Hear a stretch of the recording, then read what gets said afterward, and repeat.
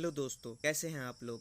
दोस्तों, कैसा हो अगर आप किसी जगह में फंस जाए और आपके पास निकलने का कोई रास्ता ना बचा हो, तब आप क्या करेंगे। हम आज ऐसे ही एक लव स्टोरी, मार्शल आर्ट और एक्शन पे बेस्ड बनी एक चाइनीज एनिमे का फर्स्ट एपिसोड को एक्सप्लेन करने जा रहे हैं, जिसका नाम यू आर जीनियस है। अगर आप इस एक्सप्लेनेशन को लास्ट तक देखेंगे तो आपको बहुत मजा आने वाला है। तो चलिए दोस्तों, शुरू करते हैं। शुरुआत में हमें चारों तरफ बर्फीले पहाड़ों और पेड़ों को दिखाया जाता है और तभी हमें एक ब्यूटीफुल लड़की को दिखाया जाता है जो इस सीरीज का मेन कैरेक्टर है और इसका नाम होता है किंग यू, और इसे हम मिस सीजू कह के बोलेंगे आसानी के लिए। और मिस सीजू अपने बॉयफ्रेंड के साथ एक गुफा में बंद हो जाती है और मिस सीजू के बॉयफ्रेंड का नाम साओ बाई होता है, लेकिन हम इसे बाई जियाओ कह के बोलेंगे। इन दोनों के पास गुफा से बाहर आने का कोई रास्ता नहीं बचता है और सीजू अपने बॉयफ्रेंड यानी बाई जियाओ से बहुत प्यार करती है। वो दोनों टाइम पास करने के लिए एक गेम खेल रहे होते हैं, लेकिन बाई जियाओ वो गेम बार बार हार जाता है क्योंकि वो ये गेम पहले कभी नहीं खेला होता है। वह दोनों एक दूसरे से बातें करने लगते हैं। इसी बीच सीजू के बॉडी से रेड कलर की लाइट निकल रही होती है और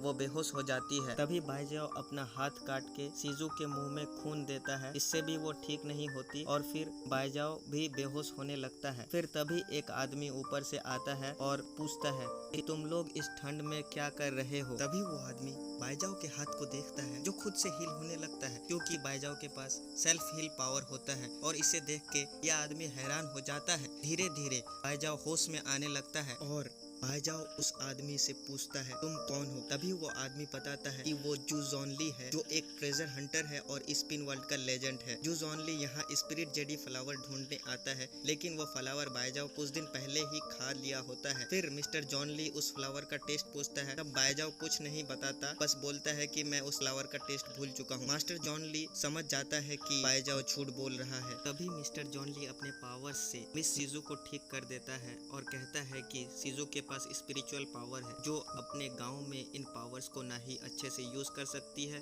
और ना ही इन पर अच्छे से काबू पा सकती है। इन पावर्स को अच्छे से यूज करने के लिए 16 साल लगेंगे और ये पावर्स उत्तर में कल्टीवेट नहीं हो सकती है। इन पावर्स को अच्छी कल्टीवेशन के लिए दक्षिण कॉन्टिनेंट जाना होगा। अगर 10 साल के अंदर अच्छी कल्टीवेशन कर लेगी तो मिस सीजू बहुत शक्तिशाली बन जाएगी। लेकिन उन दोनों को कुछ समझ नहीं आ रहा होता है कि मिस्टर जॉनली क्या बोल रहे हैं। मिस्टर जॉनली अपने स्पिरिट एनर्जी से उस ठंडी गुफा में सूरज की रोशनी ले आता है और वह दोनों चौंक जाते हैं। लेकिन मास्टर जॉनली कहता है कि ये पावर्स कुछ भी नहीं। अगर मिस सीजू अपने पावर्स को इस्तेमाल कर पाती तो उनकी पावर्स इससे भी ज्यादा खतरनाक होता। मिस्टर जॉनली सीजू को अपने साथ दक्षिण यानी साउथ कॉन्टिनेंट चलने को कहता है, लेकिन सीजू मना कर देती है। तभी मास्टर जॉनली एक एआई स्क्रीन में मैजिक एकेडमी को दिखाता है जहां वो पैदा हुई थी और उस एकेडमी में सब एक से बढ़कर एक जादूगर है और मिस सीजू भी उनमें से एक है और मास्टर जॉनली उस एकेडमी का चेयरमैन होता है। लेकिन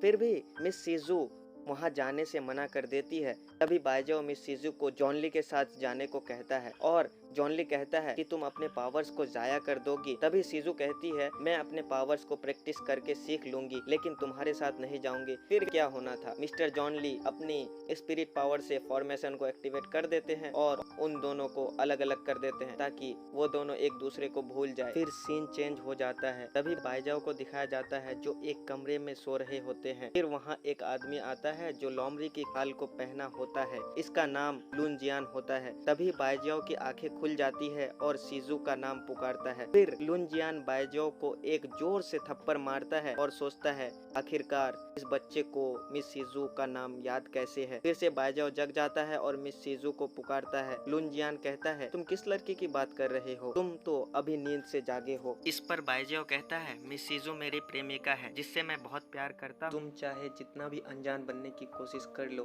वो मेरी प्रेमिका है। और चिल्ला के कहता है बताओ मेरी प्रेमिका कहाँ है। तभी लुन जियान सोचता है बाई जियाओ को मैजिक स्पेल से दोबारा मिस सीजू के बारे भुलाना होगा। लुन जियान कहता है तुम्हें यहाँ एक पहाड़ी मास्टर छोड़ कर गया है। बाई जियाओ कहता है तुमने उस पहाड़ी मास्टर को कैसे जाने दिया। लुन जियान कहता है उस पहाड़ी मास्टर ने तुम्हें बर्फीले गुफे से बचाया है, उसे मैं कैसे बुरा मानता। तभी एक लड़की अंदर आ जाती है जिसका नाम युयान होता है।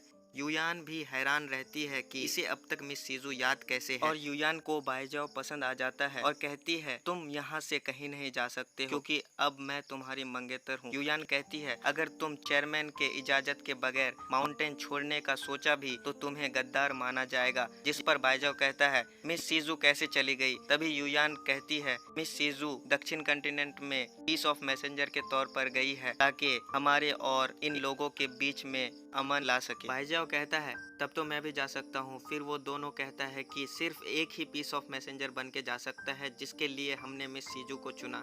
इस पर बाईजाओ कहता है तुम लोग मुझे बेवकूफ़ बना रहे हो और गुस्सा हो जाता है। फिर वो दोनों बाईजाओ का गुस्सा शांत करने के लिए कहता है ठीक है तुम दक्षिण कॉन्टिनेंट मैसेंजर ऑफ वार बन के जाना और वहाँ के लोगों को जंग के लिए तैयार करना और तुम वहाँ पे राज करोगे और हमारी पहचान बनोगे। इसी तरह बाईजाओ को लालच देके उसको मना लेता है। युयान उसे मैप देती है और कहती है तुम इसी मैप से दक्षिण कॉन्टिनेंट जाओगे और उससे पहले तुम्हें बहुत सारी बुक्स पढ़नी होगी। इस पर बाईजाओ लुनजियान से कुछ सवाल करते हैं तो लुनजियान इसे एक जोर से थप्पड़ मारता है और कहता है इतनी कम उम्र में ज्यादा सवाल नहीं करते बच्चे। फिर बाईजाओ सारी बुक्स पढ़ना शुरू कर देते हैं और वो दोनों छुपके से बाहर चले जाते हैं और कहते हैं बाईजाओ को अच्छा बेवकूफ बनाया। और तभी सीन चेंज होता है और हमें जू जोनली और मिस सीजू को दिखाया जाता है जो एक बर्फीले पहाड़ से कहीं जा रहे होते हैं। तभी एक बड़ा सा मॉन्स्टर उन पे अटैक करता है और जू जोनली अपने पावर से इस मॉन्स्टर को काट के टुकड़ा टुकड़ा कर देता है और मिस सीजू को कहता है तुम्हारे पास इससे भी कई ज्यादा पावर्स है। और दोस्तों इसी के साथ हम अपना फर्स्ट एपिसोड का एक्सप्लेनेशन खत्म कर रहे हैं। तो मुझे कमेंट में ज़रूर बताइएगा कि आप लोगों को ये वीडियो कैसा लगा। अगर एक्सप्लेनेशन में कोई गलती हुआ है तो कमेंट में बताना ना भूलें। दोस्तों इस वीडियो को बनाने में मुझे बहुत ज़्यादा मेहनत लगा है। अगर ये वीडियो आप लोगों को थोड़ा सा भी अच्छा लगा हो तो लाइक करें, मेरी गलती को कमेंट करें और चैनल को सब्सक्राइब करें। तब तक के लिए ओके बाय दोस्तों, जल्द ही मिलते हैं नेक्स्ट एपिसोड।